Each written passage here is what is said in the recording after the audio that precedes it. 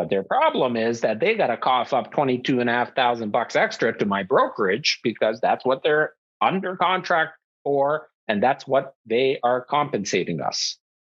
Right. So let the negotiations begin, Mr. Seller that only sells one home every 10 years. Let's negotiate. You want to go down that path. So insert microphone drop. Hey, everybody. What's up? Welcome back. This is episode 155 of KT Confidential, the real estate podcast. I'm Adrian Trott. This is Ariel, Kormendy. Your water looks really murky. I assume that's not water. You could see that? Yeah. What are you drinking there? Well, it's lemon water. Oh, I see. That's my breakfast. Anyways, coffee and lemon water. See, I've heard mixed reviews on lemon water. I know there's some benefits to it, but I also heard that it's bad for your teeth. So there's like a love-hate relationship with it. It is. It's not good for your enamel. So not a great way to start the day. Coffee and lemon water, the two things that fuck up your enamel. So my dentist won't be happy. However, my body responds really well to it. And that's important. Yeah. That's the most important. Some people, though, they get like heartburn and things like that from it. But I get that very easily. I haven't figured out what causes it, but I get it all the time.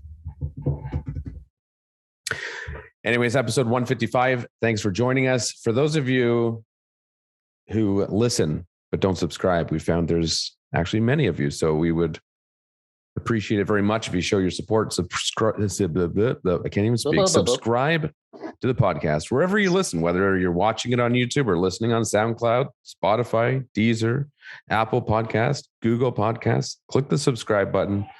Get involved. Chat with us. Send us some comments and questions that you want us to discuss. You know what I was thinking about before you jump into today's topic, which is going to be an interesting conversation for sure. I listen to not only our own podcasts, I listen to them back, but I listen to various different podcasts all the time. Yeah. And I I watch some on YouTube. As you know, I'm a big sports fan. Where do you listen? Usually Apple Podcasts, SoundCloud, or Spotify. Those are my three go-tos. But the way I consume it is in my car, or I'll throw up a podcast on YouTube on the TV and kind of have it in the background if I'm cooking or something like that. Both of those options. So if you are listening in the car, it's very difficult to like, subscribe, or comment when you're doing that, right? Like most cars don't have the option to like or subscribe while you're listening to a podcast.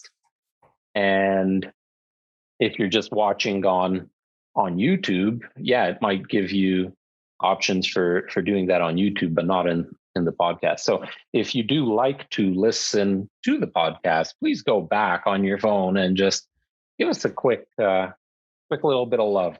Throw us a comment. Let us know. I don't know if it works for podcasts for that purpose, but Siri, when I'm listening to music through Deezer, which is the streaming service I subscribe to, if I hear a song that I like, I can say, "Hey Siri, favorite this song," or "Hey Siri, I like this song." She's listening to me now. And then she'll favorite it in the app. So I wonder if that would work with the subscription. I'll try that next time, because you're right. I listen to podcasts usually when I'm working out. So, running on the treadmill, it's not an ideal time to look down at the phone and, fall on my ass. And then I watch podcasts, usually Joe Rogan, when I'm cooking or doing dishes at the end of the day. Well, and then, we got the AirPods. So like when I take the dog for a walk, I throw on a podcast. I'm not inclined to just stop my walk and, gotta like this one. Right. So, because I was thinking about that, we actually have a lot of people that listen or watch, and we don't know. we don't have the actual analytics because, those subscriptions, the likes and the comments are the typical things you look at. So if you do like this podcast, you do listen to us, you want us to continue, we're 155 episodes in. At some point, we need to know that you like it, you're listening, and you want more of it. And comment so we know what content to bring you the next episode's up. Anyways, sorry for that. Just crossed my mind earlier this week or last week, and thought I would mention it. Episode 155. Here we go.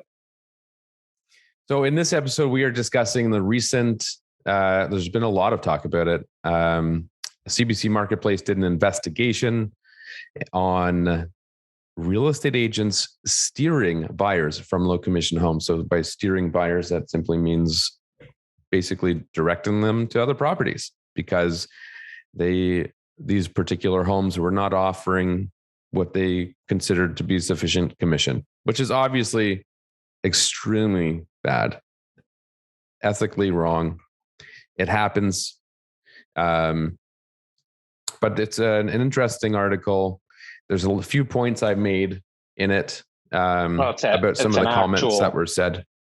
An actual episode on CBC Marketplace. It's the most recent. I'm trying to find it here as we're chatting. But if you have the CBC Gem app, you can watch it right from their app. So just go to the CBC Marketplace. So I think the way it came up was there was a couple that were selling their house, and she felt lady. I think it was a husband and wife, but she was the only one on camera because it later goes on to say that the couple sold after a few months. Oh, but this woman said that she basically felt and was kind of told by other agents that her home was, for the lack of a better word, blacklisted. So she was offering 1% commission to a cooperating brokerage, which is a brokerage. Hang on. You gotta give a little bit of the backstory, and maybe let's give a description of what quote unquote steering is. So this lady or this couple, they had a home, I believe it was in Aurora, if I'm not mistaken. I don't know. I was literally about to give that backstory. Oh, I'm sorry. Go ahead. No. You can go ahead. No, please. I'll have my own things to say after that. I'll just drink my murky I don't know when water. You cut me off. Okay. You should drink it with a straw. Actually, it will avoid contact with your teeth. That's a good point. So yeah, I don't know. My mother used to drink coffee that way, and I always wondered why. Alicia started doing that. I find it odd, but I suppose it works. Yes, I don't know where this is. I know it was somewhere in the GTA from my understanding, but we'll say Aurora if that's where you think it was. So that's good. So the backstory is this woman had her house listed and she felt as though she'd been blacklisted. I assume this is based on a lack of people visiting the home and feedback she had received from other real estate agents. So the concept of steering is that real estate agents would avoid showing this particular home to their buyers because they felt that the commission being paid to them was insufficient.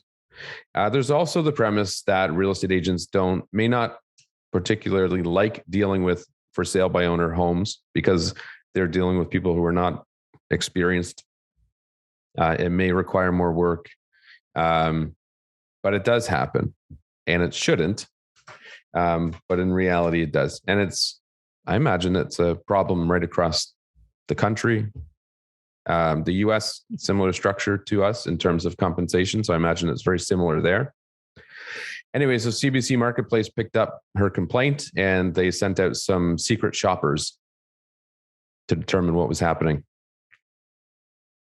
Yeah, it's a good watch. Like, Obviously I find it interesting, but the backstory that I wanted to give is, first of all, the listing itself. So this lady decided she's going to, quote unquote, save by trying not to pay what CBC Marketplace said is a standard of 5% commission.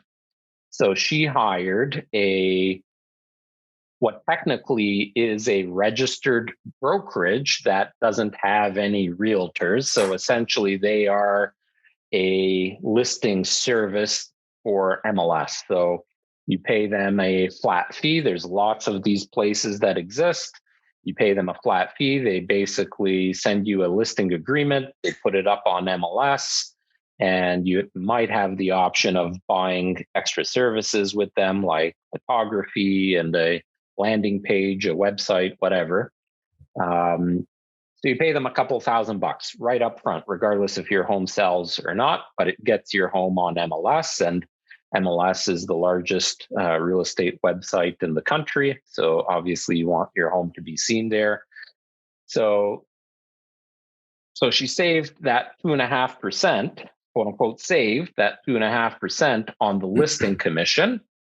And then for the buyer's compensation was only offering, I believe, 1% to the buyer's brokerage. So buyers have a realtor, the realtor shows them the property, they like it, they'll get 1% if the transaction closes, where typically that's 2.5%.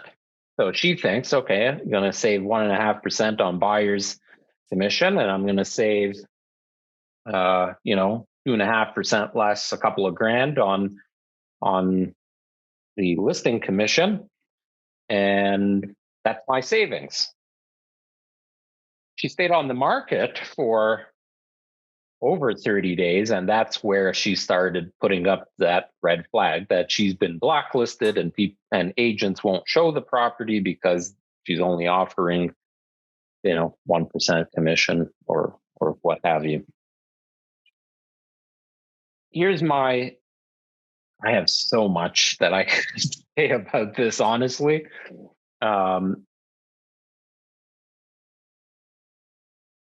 In that video, they showed some of the house. No offense, Yes. lady, but your house didn't look that good. That's number one. So I don't know. I didn't do a market analysis if she was overpriced or not. But generally speaking, in a hot market, there was no mention that I saw of the address, was there? I don't think so. I don't believe so. I don't know if it would be too hard to find if we really wanted to. But anyways, I'm going to assume that she was on the high end of pricing. If your home is on the market for more than 30 days, there's likely, like, it looked like it's a nice neighborhood and it had some features that would definitely be attractive to buyers. It's not like it was a piece of crap in a rare area on a busy street or something like that, right? Like, it was nice, quiet family neighborhood. So, you think the home doesn't show particularly well, your price might be high, and you're not offering a typical remuneration to the brokerages. So those are three, potential ways that you can make your listing more attractive. Now, why is remuneration, that commission, quote unquote commission, why does that come into play? You talked about steering, and CBC talked about steering. So the agent doesn't want to potentially show the property because instead of making 2.5% on that sale, they're only going to make 1%, whatever. I've always said, and we've done many, many deals where the seller is potentially offering a little bit less, and we take less. However, In most circumstances, a buyer will be under contract. They'll have an agreement, a buyer representation agreement that is signed with that realtor and with that brokerage. So that brokerage now legally represents that buyer, their best interests, and we are now bound to helping them find a home, essentially, right? And there's a time limit on it. So if you are our buyer, you'll sign a buyer representation agreement.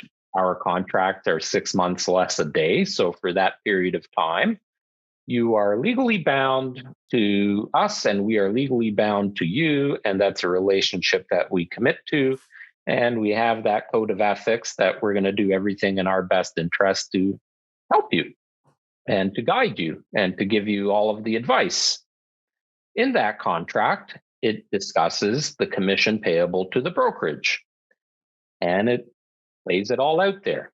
And typically in that contract, it says 2.5%, which means the buyer is obligated in this transaction to ensure, and I'm putting it in the simple layman terms, to ensure the brokerage in this transaction gets compensated 2.5%. There's no wool pulled over anybody's eyes.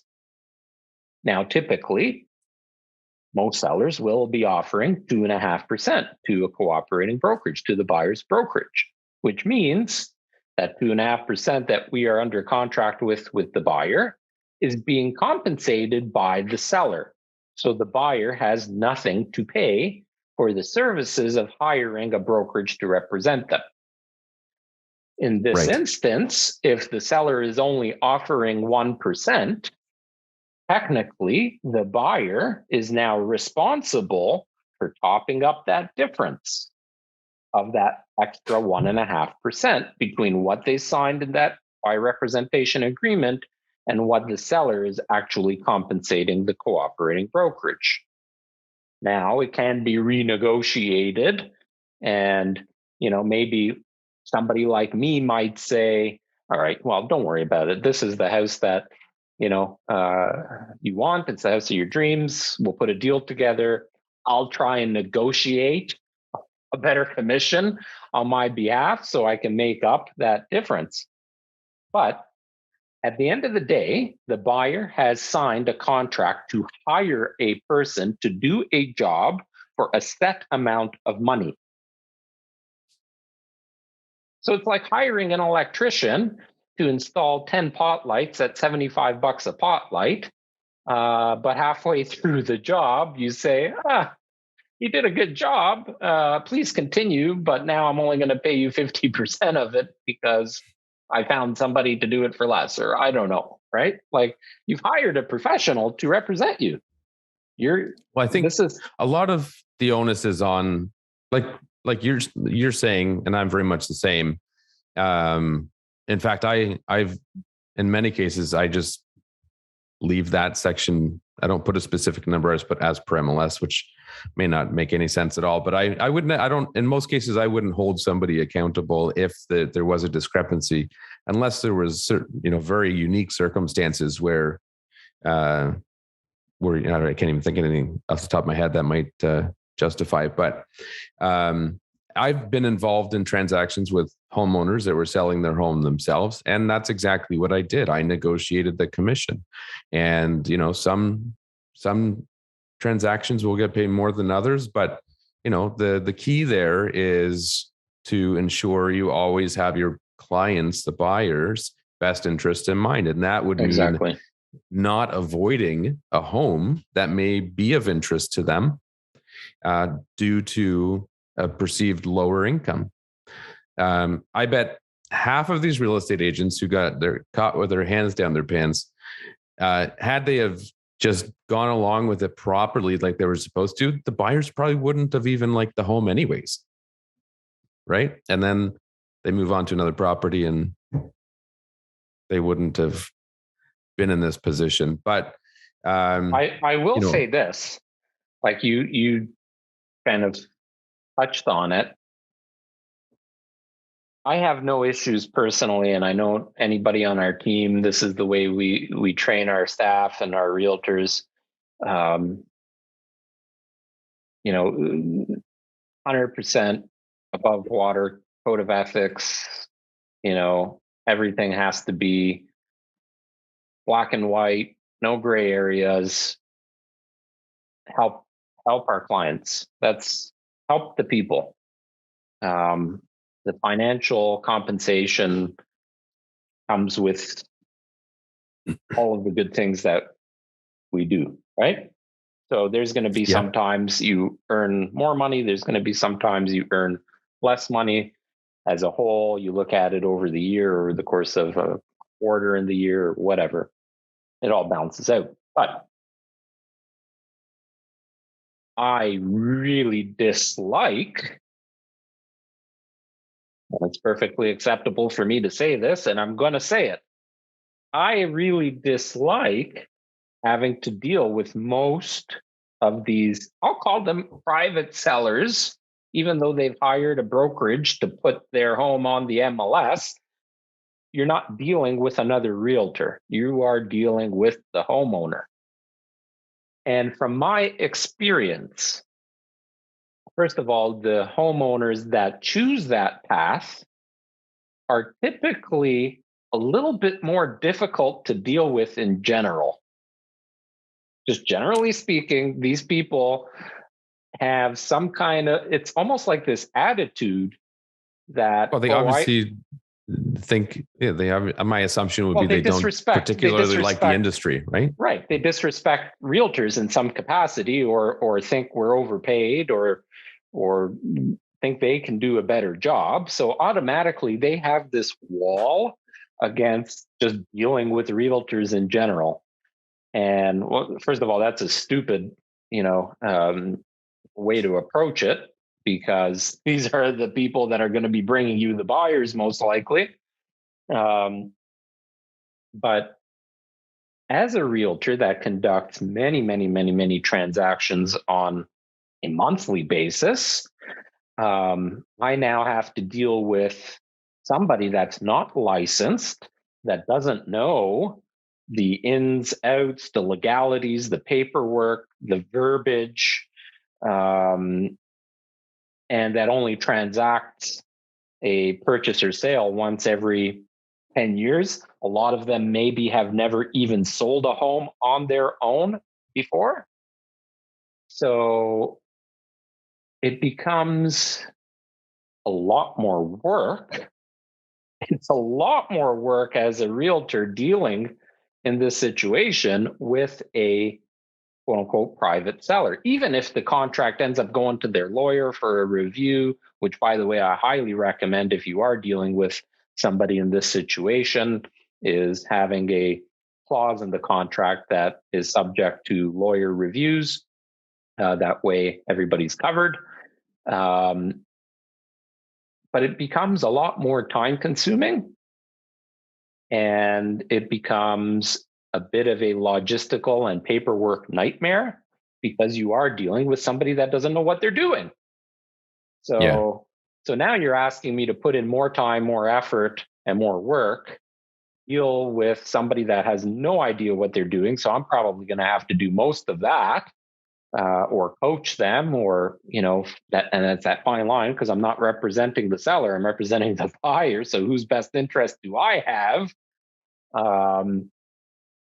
And you want to pay my brokerage less, which means I take home a lot less. So the concept of this is just so messed up that if you are thinking of going down that route, I would highly recommend you call me for a consultation so I can talk to you before you do.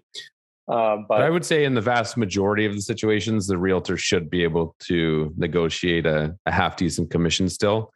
And in the grand scheme of things, this is a very small percentage of the business that occurs.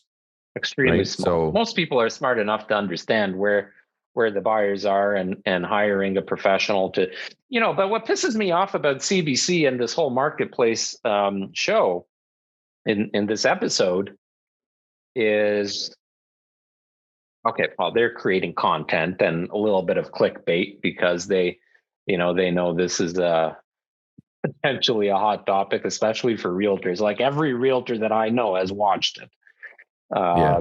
The governing bodies for realtors, the Real Estate Association, the Canadian Real Estate Association, the Ontario Real Estate Association, the Real Estate Council of Ontario, everybody has commented on it. And we were getting emails left, right, and center about it. So I know why CBC aired this, but you can look at pretty well every single industry in everything that we purchase and find holes to pick. When I was in the restaurant business, there were many restaurants that I knew of that were serving meals that had ingredients in it that were not what was listed in the menu. So you could think you're getting sea bass, but you're getting perch, just as an idea, right? Or In shortchanging alcohol in the drinks. I imagine that's a thing. Well, for sure. That's actually a great point. You go to a bar, you go to Vegas for a weekend, and you go to one of those fancy clubs, and they charge $15 a drink, and you think you're getting Grey Goose, but you're actually getting the Smirnoff. I don't know. It happens. I'm certain of it. Yeah, or half an ounce, and you wouldn't know any better because you're already half in the bag. Right. It happens, right? And then in the auto industry, I mean, the auto industry certainly is one that's got a lot of heat for shady approaches and shady business practices. But I mean, you go to buy a used car, I can assure you that you will find a lot of people doing, things that wouldn't be 100% ethical. So you can, every single industry, every single thing that you purchase, if you go back and look at the chain of how that product or how that service is sold, there's always going to be something that you can point a finger to and say, hey, this is not in the best interest of the consumer, or this is illegal, or what have you, right? So yeah, I don't know how much I don't know how much of this episode is creative editing, right? Anything can be edited creatively to show you what you want. Well, and there are variables that we don't know. Like they were saying, the house was priced right. Show me the numbers. Give me the address. I'd like to do evaluation, see how they ended up, and at the end of the day, right? Were they priced high? Did they sell low? What were the actual numbers?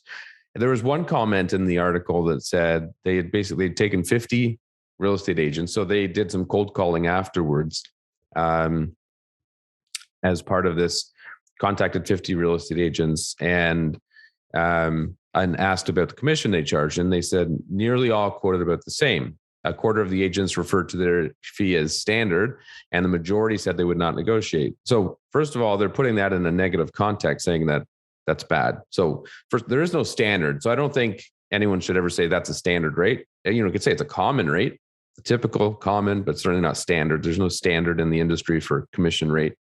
And it's in the real estate agents, it's to their discretion if they want to negotiate. If they don't want to negotiate, they are completely in their right to hold fast to their rate. So, and as a consumer, there's tens of thousands of options in terms of different real estate agents. And there are, many options, different structures of real estate brokerages that offer different programs. So, I think the industry has done a fairly good job at that. I think, especially nowadays, there's a pretty diverse range of options that people can choose from. And, you'll get everything from, full service with staging and a professional salesperson to negotiate the sale, down to the DIY, slap a sign on your lawn and pay somebody a few $100 to put it on the MLS. And so I think the industry's done a good job from that way. So I don't think them writing this saying, and putting in a negative view of people holding strong to their commission rate and not negotiating. I don't think there's anything wrong with that. People can, they're entitled to that if the services they provide warrant it. And if you don't see the value in it, then move on to somebody else. Hey, I don't like paying $180 an hour for service on my BMW at the dealership, but I have an option to go to the oil lube quick change place down the street and pay $50 an hour. But I choose, to go to the professionals that know how to service my car properly, to give me that peace of mind and safe driving. And I don't walk into the service advisor's office and say, hey, I know you guys charge $180 and there's all these people lined up here behind me to pay you $180, but I can go to the oil lube filter place to do it for $50. So you need to bring your rate down. Yeah. It doesn't happen, right? Like technically, everything that you buy or pay somebody to do technically is negotiable. Yeah. You can always ask. Yeah. It doesn't mean that they should, can, or will. Right. I agree. The Jewish side of my family taught me that really well. And my grandmother used to negotiate everything. Maybe not if you're going into Baskin Robbins for a cone of ice cream, but if you go somewhere to buy something, especially a higher ticket item. I remember when you and I went to Best Buy to buy our Macs. Yeah. You remember that? We got we got something thrown in. I don't remember what they did, but they threw something in. Yeah. Yeah. I think it was the suite of services. Was it Adobe or I don't remember, but anyways. Oh yeah, it was something like that.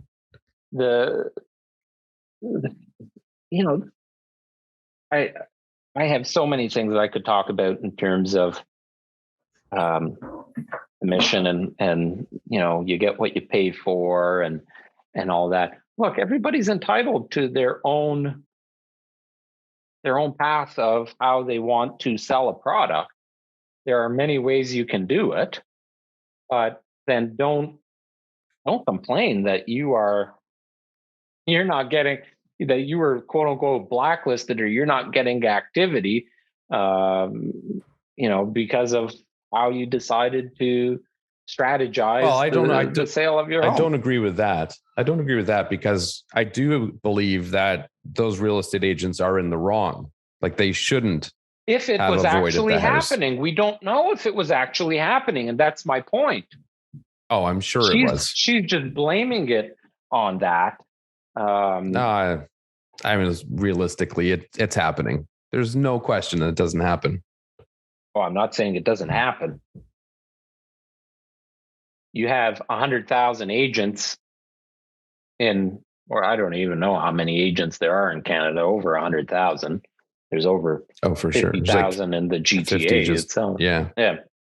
So, I mean, to the opposite side of the spectrum, if there's a house that's not doing well or they're under duress, or they may increase the rate that they're offering. And that's the opposite, but same thing. That might encourage more people to see the house.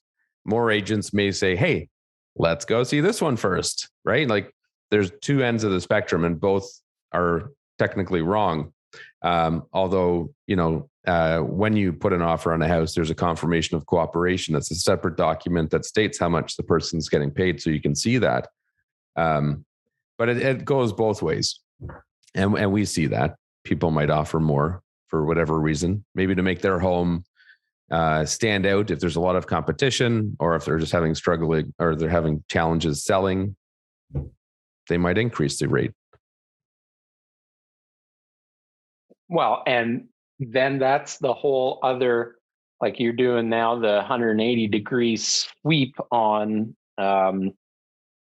this whole steering conversation, because now as a realtor, if you are commonly paid 2.5% on representing a buyer, and then there is a home that's in your buyer's budget and wish list, and they're offering 3.5%, is that a home that you're showing them because you're making an extra 1%? Like, Yeah. that's Well, and the whole other spectrum of steering, right? So yeah. And I've seen the, things like if sold, $5,000 bonus if sold before November 1st, right? You see that stuff. But then you go back to our days in the automotive industry. It was exactly the same. Guys, this car has been sitting on the lot for 200 days. First person to sell it gets $500, right? Like, CBC Marketplace has done a lot of stuff with automotive dealerships.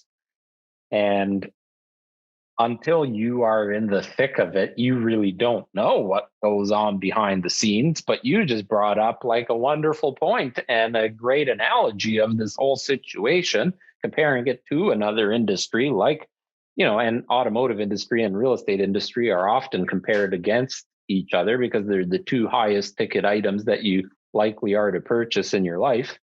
yeah. But if we had, I remember there were days where I had a demo, right? Because senior managers get a free car to drive. They're called a demo. You drive them for 5,000 to 12,000 kilometers, and then you quote unquote ground them for sale. So that car now sits and is available for purchase, usually at a discounted price because now it has mileage on it. Technically, is a used car that still applies for a lot of new car programs, but it's used. I remember many days in our Saturday morning meetings getting the sales team together in a huddle. You remember those days. And I would say, okay, whoever sells my car today, my demo, gets $1,000 cash. Right. That's nowhere to be disclosed to the consumer. Right. So maybe that's where it needs to change. Maybe they just need to make it public knowledge as to what the compensation is for a cooperating brokerage. Then there's no misleading. Then the buyer's agent can't, secretly push them towards another home that's paying them more money. I mean, they can show it to them, but they would know that the amount being paid is higher. But Adrian, the whole point of a buyer representation agreement is so that the realtor is giving full disclosure to the buyer at that time, where they negotiate, right? Because it's not fixed, it's not standard. They negotiate how much the buyer brokerage is going to get paid at the end of this transaction. Why are you smirking? You always Just smirk continue. when I... No, it's nothing to do with you, I promise. Okay. Is your wife flashing you again? Something like that. So that happens before you even go out and look for homes, right? So Yeah. let's just assume now I have a consultation, a conversation with a prospective buyer, and they say, okay, Ariel, we want to hire you and your team to represent us in the purchase of our home. I'll say, okay, there's an agreement. Let me show you this agreement. This is the buyer representation agreement. This is what it means. And on page 2 of that agreement, you'll see here compensation. This means my brokerage is going to get paid 2.5% or 2% or 18%, whatever that percent or dollar figure. Mm-hmm. Maybe I say, hey, I'll do it for a flat of 10 grand. And I've done that before too. But you have that conversation with the buyer, and then you explain how the brokerage actually gets compensated. So, Mr. and Mrs. Buyer, Mr. and Mr. Buyer, if the seller is offering this 2.5%, there's no compensation from your end to my brokerage. However, if we come across a property that you happen to like and the amount is lower than that, you would be responsible for paying the difference to my brokerage. If the amount is higher than that, I don't expect to make more than the 2.5%. I will give the difference back to you as a cashback at closing or whatever, Right. or we can use that extra in our negotiating with the seller or what have you. But you have that conversation, you are under contract, you explain what's going to happen, and then there's no, there's no gray area. So your Yeah. buyer going to see this house, this lady's house in Aurora, and she's only offering 1%. The buyer knows, okay, she's only offering 1%. So she's asking 1.5 million. That means we're going to have to cough up whatever, $22,500 plus HST because she's only compensating 1% of the commission. We got to pay the other 1.5%. Right. And then you use that in negotiations too, maybe, right? Then the buyer will say, well, if I got to pay the brokerage now, that extra 22.5 grand, I'm certainly not paying 1.5 million for the house. And that is why her home took so long to sell. Well, that's what it all comes down to is the only variable that matters is the dollars and cents at the end of the day. And a good real estate agent should be able to negotiate something so that it works out.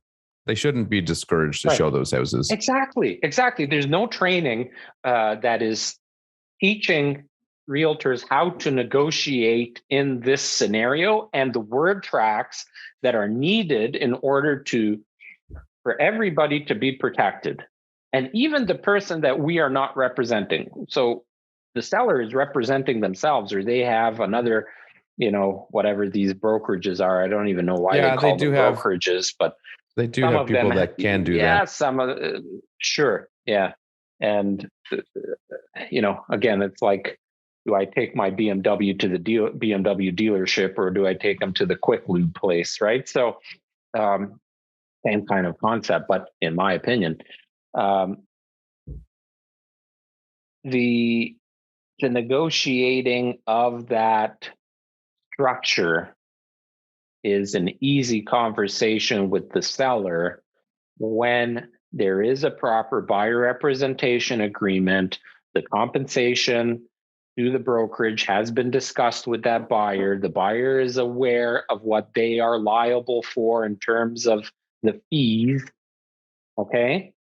And now you have that conversation with the seller and you tell them, my buyer is under contract with my brokerage. They hired us to do a job.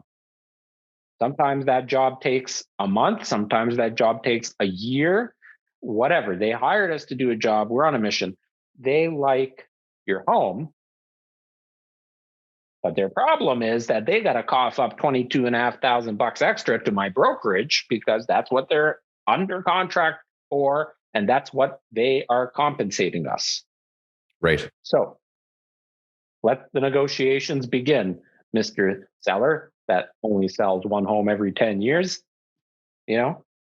Let's negotiate. You want to go down that path. So insert microphone drop. Yeah. Boom. Right? Yeah. Well, let's be realistic here. Yeah.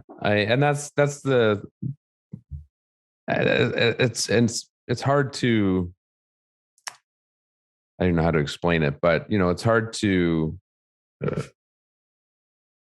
I don't know what to say. Do you ever see that? All these reporters are saying, this is wrong, and they won't negotiate their commission. Well, that's part of the industry. It's negotiations. It's sales. It's about finding somebody you want to work with. Mr. Reporter that works for CBC. You make whatever 80 grand a year. You go to work every day, 9 to 5, Monday to Friday. You expect to see your T4 at the end of the year saying 80 grand, right? Okay, what if CBC all of a sudden said to you, you got to do the same job Monday to Friday, 9 to 5, but we're only going to pay you 40 grand this year. Right. Right? Yeah. Oh, does that seem fair? It's a good analogy. Well, Like I use that. I have that discussion with anybody that tries to negotiate what our fees are. Yeah. And I mean, we pride ourselves on not being the cheapest, not being the most expensive, and providing a shit ton of value to our buyers and sellers. But if somebody thinks that I'm going to reduce our compensation for them, that's the conversation that happens, right? Like, we don't negotiate. We've strategically built a strong compensation plan that provides our clients with value. And if you don't see that value, I'm really sorry. Well, So going back to that's the thing. If you're speaking with somebody who isn't negotiating and your primary focus is price, commission rate, then clearly you don't see the value in that person and their services. So move on. right, Because exactly. if that person's willing and so easily able to adjust their commission rate to satisfy you, you have to immediately Well, question their ability to negotiate, which is their when primary function. most realtors will ask a seller for that, whatever, 4, 5, 6% commission. Most sellers will say, can you do it for less? I've talked to XYZ Realty, they're willing to, or I talked to, Mrs. Schmuckenfutz down the street that sells a whole lot of homes, and she's willing to, right, cut their commission. And my response to that is, if no offense to any other realtor, but if you're willing to cut your commission that quickly and take less on your compensation, your paycheck, you're willing to say, okay, I normally get paid 10 grand to do this job, but I'm willing to do it for 4 this time. How much do they care about the final selling price of the house that they have zero financial ties with, right? Like, they are not financially invested in this property. So if they get an offer of $1 million, Well, and if they have one or two other clients paying their standard, full rate, that's a how whole other steering conversation, right? But yeah, let's like how motivated are they like to we're opening dedicate up a time to whole new you? marketplace episode here. Yeah. But fact of the matter is, like, shit like that happens in every industry. We can talk about Well, we can talk yeah. you can talk circles about. I'm okay. So for those of you listening and watching, I would love to hear some stories that you guys know of in industries that you've been involved in. And I don't care what it is. And I know we've got, so many different types of people in our database and followers. So Well, whether you here's a are, quick story for you. yeah, I was up north this weekend with my brothers, and my older brother has a painting company. And while I was there, he received a call from a past client of his who switched to another company because they provided a significantly cheaper rate.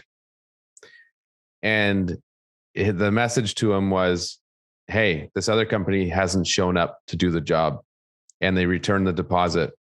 Can you come and quote the job? Right? Like, you get what you pay for. And there might be some if I was your flexibility. brother, the rate just went up. Oh, I think in reality, I think at this point he can't even do it. Like, Right. they're so strapped for good employees up there that they're running at full capacity. So it's hard to take on new jobs. But that goes to show that person's seeing, oh, there's a huge price difference here, and they didn't see the value for whatever reason. They just got focused on the numbers, and obviously to their detriment, it didn't work out. So the nice thing is there are plenty of options for people. So do your due diligence, interview people, all different types of companies, and figure out which structure is the best one for you. And make sure everything is in writing, that everything's clear. And, when in doubt, hire a lawyer to have some final discussions or to review contracts or whatever. Like, if you're not going down the route of hiring a brokerage or a professional realtor, and even if you are, like, you can always have a lawyer give you some advice and review documents and things of that nature. But anywho, that's Good all chat. I had to say about that episode of Marketplace. Yeah, if you haven't watched the video or read the articles about it, you should. It's interesting. It's a good read, short watch. That's actually a show that I watch from time to time. I don't know if you watch it. I find it interesting because there are a lot of industries that I don't know about, and yeah, it's definitely one of those clickbait type of shows, right? Like they grab you with a headline that's like, "Oh my God, do you know what this person did?" And you're like, "What? Yeah. What? Let me see." Yeah. Right. But yeah. Anyway, that's interesting. Episode 155 of KT Confidential. Thanks for listening. We'll talk to you and see you next week. Ciao.